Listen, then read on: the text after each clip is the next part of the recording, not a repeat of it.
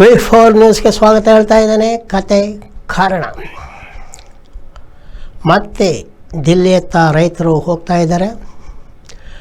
December 6 ಹಲವು ಕಾರಣಗಳಿಗೆ ಪ್ರಸಿದ್ಧವಾಗಿದೆ. ಬಾಬರಿ ಮಸೀದಿ ಒಡೆದ ದಿನ, ಅಂಬೇಡ್ಕರ್ ಅವರು ನಿಧನ ಹೊಂದಿದ ದಿನ. ಈ ಬಾರಿಯ ಡಿಸೆಂಬರ್ 6 ರೈತ ಚಳವಳಿಯನ್ನು ಕಾಣಲಿಕ್ಕಿದೆ. ಬೆಳಿಗ್ಗೆ 9ರಿಂದ ಸಾಯಂಕಾಲ 5 ಗಂಟೆವರೆಗೆ ದಿಲ್ಲಿಯಲ್ಲಿ ದೇಶದ ನಾನಾ ಕಡೆಗಳ ರೈತರು ಸಮಾವೇಶಗೊಂಡು ಕೇಂದ್ರ ಸರ್ಕಾರದ ವಿರುದ್ಧ ಪ್ರತಿಭಟನೆ ನಡೆಸಲಿದ್ದಾರೆ.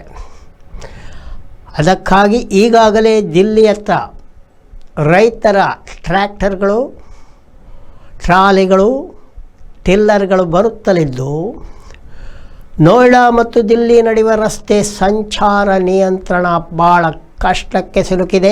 ಟ್ರಾಫಿಕ್ ಜಾಮ್ ಉಂಟಾಗಿದೆ. ರೈತರು ದಿಲ್ಲಿಗೆ ಬರದಂತೆ ಹಿಂದೆ ದಿಲ್ಲಿ ಸರ್ಕಾರ ಸಾಕಷ್ಟು ಅಡೆತಡೆಗಳನ್ನು ಹಾಕಿತ್ತು. ರೈತರ ಬೇಡಿಕೆಗಳನ್ನು ಸರಿಯಾಗಿ ಈಡೇರಿಸದೆ ಮೂಗಿಗೆ ತುಪ್ಪ ಸವರಿತ್ತು. ಈ ಬಾರಿಯೂ ಭಾರೀ ನಿರೀಕ್ಷೆಯನ್ನೇನು ಇಟ್ಟುಕೊಳ್ಳುವಂತಿಲ್ಲ. ಆದರೂ ರೈತರು ಚಳವಳಿ ನಮ್ಮ ಹಕ್ಕು ಎನ್ನುವಂತೆ ಡಿಸೆಂಬರ್ 6ರಂದು ದಿಲ್ಲಿಯಲ್ಲಿ ಭಾರೀ ಪ್ರಮಾಣದಲ್ಲಿ ಸೇರಿ ಚಳವಳಿ ನಡೆಸುತ್ತಿದ್ದಾರೆ. ನಾನಾ ಬೇಡಿಕೆಗಳನ್ನು ಮುಂದೆ ಇಟ್ಟಿದ್ದಾರಲ್ಲ, ಅದರಲ್ಲಿ ಅತಿ ಮುಖ್ಯವಾದುದು MSP, ಕನಿಷ್ಠ ಬೆಂಬಲ ಬೆಲೆ ಅವರು ರೈತರು ಕೇಳ್ತಾ ಇದ್ದಾರೆ. ರೈತರ ಪ್ರತಿಯೊಂದು ಬೆಳೆಗೆ ಕೂಡ ಕನಿಷ್ಠ ಬೆಂಬಲ ಬೆಲೆ ಬೇಕು ಅನ್ನುವುದು ಅವರ ಮುಖ್ಯ ಬೇಡಿಕೆಯಾಗಿದ್ದು, ಆ ನಿಟ್ಟಿನಲ್ಲಿ ಅವರ ಹೋರಾಟ ನಡೆಯುತ್ತಿದೆ. ಇದರ ನಡುವೆ ಈಗಿನ ಆಳುವ ಪಕ್ಷದ ಪ್ಯಾಟ್ರನ್ ಆಗಿರುವಂಥ, ಪೋಷಕ ಆಗಿರುವಂಥ ಸಂಘ ಪರಿವಾರದ ಮುಖ್ಯಸ್ಥರಾದ ಭಾಗವತ್ ಅವರು ಏನು ಹೇಳಿದ್ದಾರೆ, ಪ್ರತಿಯೊಬ್ಬ ದಂಪತಿ ಕೂಡ 3 ಮಕ್ಕಳನ್ನು ಪಡೆಯಬೇಕು. ಆಗ ಮಾತ್ರ ಭಾರತದಲ್ಲಿ ಜನಸಂಖ್ಯೆ ಒಂದೇ ರೀತಿಯಲ್ಲಿ ಇರಲಿಕ್ಕೆ ಸಾಧ್ಯ. ಇಲ್ಲದಿದ್ದರೆ ಜನರು ಕಡಿಮೆ ಆದಂತೆ ಆ ಜನಾಂಗವೇ ನಿರ್ಮಾಣವಾಗುತ್ತದೆ ಎನ್ನುವಂಥ ಮಾತನ್ನು ಅವರು ಹೇಳಿದ್ದಾರೆ. ಹಿಂದೆ ಚೀನಾದವರು ಒಂದೇ ಮಗು ಸಾಕು ಅಂತ ಹೇಳಿದರು. ಜನಸಂಖ್ಯೆಯನ್ನು ಕಡಿಮೆಯಾಯಿತು, ಆದರೆ ಇತರ ಸಮಸ್ಯೆಗಳು ತಲೆದೋರಿದ್ದರಿಂದ ಅವರು ಈಗ ಚೀನಾದಲ್ಲಿ 2 ಮಕ್ಕಳಿಗೆ ಕೂಡ ಅನುಮತಿ ನೀಡಲಾಗ್ತದೆ. ಇನ್ನು ಕೆಲವು ರಾಜ್ಯಗಳು ಕೆಲವು ತೀರ್ಮಾನ ತೆಗೆದುಕೊಂಡಿವೆ.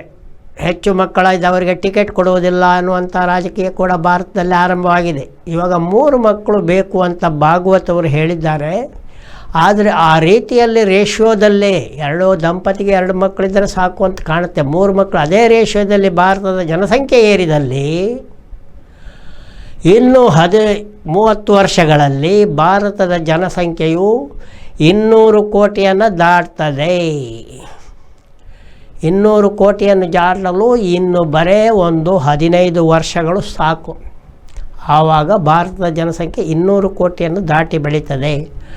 ಭಾರತವೇನೋ ಸಂಪದ್ಭರಿತವಾದ ದೇಶ, ಆದರೆ ಇಷ್ಟೊಂದು ಜನಸಂಖ್ಯೆ ಹೆಚ್ಚಾದಾಗ ಅವರಿಗೆ ಉದ್ಯೋಗ ಸಿಗ್ತದೆ, ಇತರ ಅನುಕೂಲಗಳು ಸಿಗ್ತವೆ ಎನ್ನುವಂಥದ್ದು ಪ್ರಶ್ನೆ ಆಗ್ತದೆ. ಆದರೆ ಜನಸಂಖ್ಯೆ ಎನ್ನುವಂಥದ್ದು ಒಂದು ಸಮಸ್ಯೆಯಾಗಿ ಕೆಲವು ದೇಶಗಳಲ್ಲಿ ಇದೆ. ಯಾಕಂದರೆ ಇವಾಗ ಸ್ಕ್ಯಾಂಡಿನೇವಿಯನ್ ಕಂಟ್ರಿಗಳಲ್ಲಿ ಸರಿಯಾದ ಮಕ್ಕಳ ಫಲ ಇಲ್ಲ, ಮಕ್ಕಳ ಫರ್ಟಿಲಿಟಿ ಇಲ್ಲದ್ದರಿಂದ ಜನಸಂಖ್ಯೆ ಒಂದೇ ಸಮನೆ ಕಡಿಮೆ ಆಗ್ತಾ ಇದೆ. ಅದರಲ್ಲಿ ಅತಿ ಮುಖ್ಯವಾದುದು ಅಂತೇಳಿದರೆ ಈಗ ಏಷ್ಯಾದ ಮೂಡಣ ಭಾಗದಲ್ಲಿರುವಂಥ ತೆಂಕಣ ಕೊರಿಯಾ ದೇಶ ಅದು.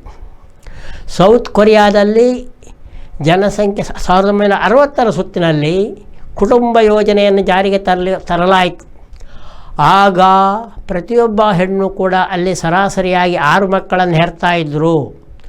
ಆದರೆ ಈಗ ಸೌತ್ ಕೊರಿಯಾದಲ್ಲಿ ಸರಾಸರಿ ಒಂದು ಹೆಣ್ಣು 1 ಮಗುವನ್ನು ಕೂಡ ಹೆರ್ತಾ ಇರಲ್ಲ. ಹಾಗಾಗಿ ಜನಸಂಖ್ಯೆಯು ದಿನದಿಂದ ದಿನಕ್ಕೆ ಕಡಿಮೆ ಆಗ್ತಾ ಇದ್ದು 2050ರ ಹೊತ್ತಿಗೆ ತೆಂಕಣ ಕೊರಿಯಾದ ಜನಸಂಖ್ಯೆ 1.4 ಲಕ್ಷ ಮಾತ್ರ ಆಗಲಿದ್ದು, ಅದೇ ರೀತಿ ಮುಂದುವರಿದರೆ ಈ 21ನೇ ಶತಮಾನದ ಅಂತ್ಯದಲ್ಲಿ ತೆಂಕಣ ಕೊರಿಯಾದಲ್ಲಿ ಜನರೇ ಇರುವುದಿಲ್ಲ. ಹಾಗಾದರೆ ಆ ದೇಶ ಏನಾದೀತು ಎನ್ನುವಂಥ ಒಂದು ಪ್ರಶ್ನೆಯನ್ನು ಸಮಾಜ ವಿಜ್ಞಾನಿಗಳು ಹುಟ್ಟುಹಾಕಿದ್ದಾರೆ. ಇದು ಕೂಡ ಗಮನಿಸಬೇಕಾದ ಅಂಶವೇ ಆಗಿದೆ.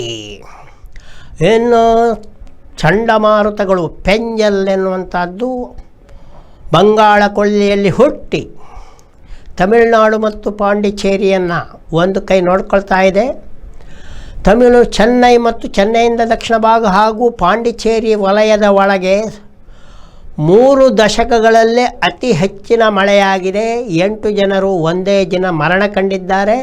ಪೆಂಗಲ್ ಚಂಡಮಾರುತ ಮತ್ತು ಗಾಳಿ ಕರ್ನಾಟಕವನ್ನು ಪ್ರವೇಶಿಸಿದ್ದು ಬೆಂಗಳೂರು ಮೊದಲಾದ ಕಡೆ ಮಳೆಯಾಗ್ತಾ ಇದೆ. ಹಾಗಾಗಿ ಹಿಂಗಾರು ಮಳೆ ಈ ಬಾರಿ ಭಾರಿ ಸುದ್ದಿಯನ್ನು ಮಾಡ್ತಾ ಇದೆ. ಪೆಂಗಲ್ ಚಂಡಮಾರುತದ ಪರಾಕ್ರಮ ಈಗ ಚೆನ್ನೈ ಮತ್ತು ಪಾಂಡಿಚೇರಿಯಲ್ಲಿ ಜೋರಾಗಿದ್ದು ಅದು ಇನ್ನೂ 2 ದಿನ ಇರ್ತದೆ ಅಂತ ಹೇಳಲಾಗಿದೆ. ಅಷ್ಟರವರೆಗೆ ಇನ್ನೆಷ್ಟು ಜನರನ್ನು ಕೊಲ್ತದೆ ಅನ್ನುವಂಥದ್ದು ಮುಂದಿನ ದಿನಗಳಲ್ಲಿ ಗೊತ್ತಾಗಬೇಕು.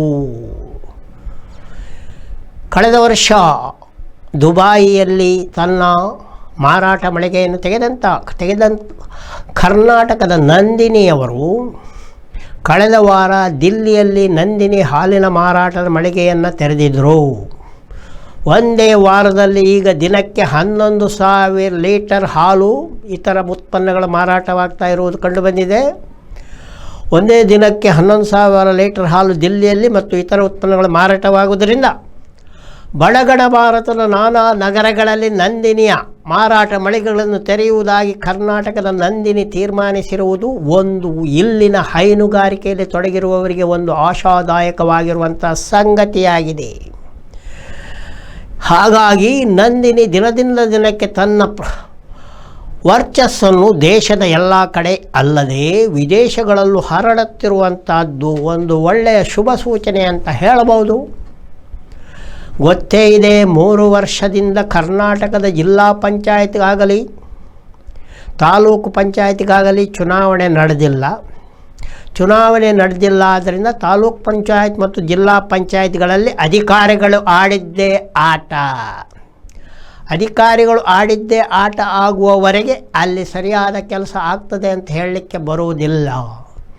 ಹಾಗಾಗಿ ಅಲ್ಲಿ ಜಿಲ್ಲಾ ಪಂಚಾಯತ್ ಮತ್ತು ತಾಲೂಕು ಪಂಚಾಯತ್ಗೆ ಚುನಾವಣೆ ನಡೆಸಬೇಕನ್ನುವಂಥದ್ದು ಬಹಳ ಒತ್ತಾಯದ ಬೇಡಿಕೆಯಾಗಿದೆ.